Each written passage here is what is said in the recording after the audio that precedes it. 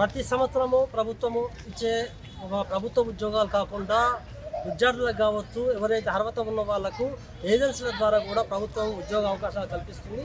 అయితే దీనికి భిన్నంగా సూర్యాపేట జిల్లాలో మాత్రం ఒక విచిత్రమైన సంఘటన కొనసాగుతుందని చెప్పొచ్చు. ఎందుకంటే అసలు ఎలాంటి అర్హత లేకుండా ఏజెన్సీ కట్టబెట్టారు. అన్ని అర్హతలు ఉన్నా కూడా మాకు ఏజెన్సీ ఇవ్వడం లేదని కూడా ఒక వ్యక్తి ఎవరైతే మల్లేశం గారు ఉన్నారో వారు చెప్తున్నారు.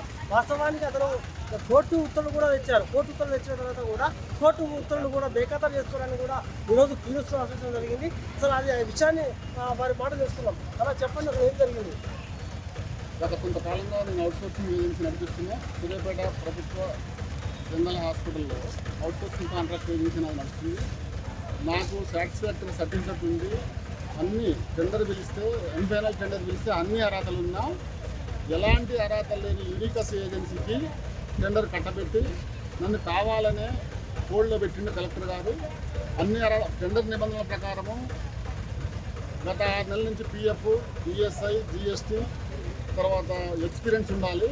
ఎలాంటివి లేకుండా యూనికస్ ఏజెన్సీకి ఒక రిజిస్ట్రేషన్ చూసే టెండర్ నిబంధనలకు విరుద్ధంగా ఉన్న యూనికస్ ఏజెన్సీకి కాంట్రాక్ట్ ఇచ్చారు అవుట్సోర్సింగ్ ఏజెన్సీ కమిటీ చైర్మన్ గారు కలెక్టర్ గారు. మాకు అన్యాయం జరిగిందని మేము కోర్టుకు పోగా యూనికస్ ఏజెన్సీని సస్పెండ్ చేస్తూ మమ్మల్ని కంటిన్యూ చేయమని గౌరవ హైకోర్టు ఆర్డర్ ఇచ్చింది. హైకోర్టు ఆర్డరు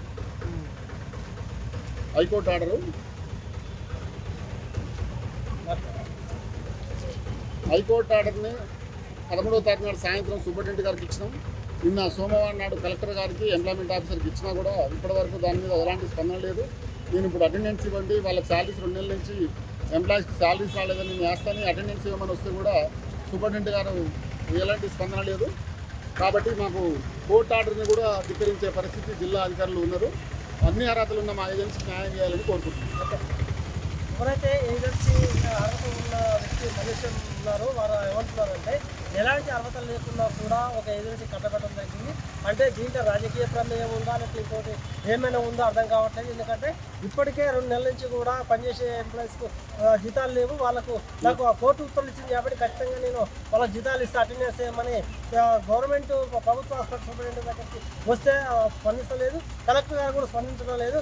ఖచ్చితంగా దీనిపై జిల్లా కలెక్టర్ స్పందించి న్యాయం చేయాలని కోరుతుంది. ఎందుకంటే జిల్లా కలెక్టర్ గారు అంటే ఒక అత్యున్నత స్థానంలో ఉన్న వ్యక్తి.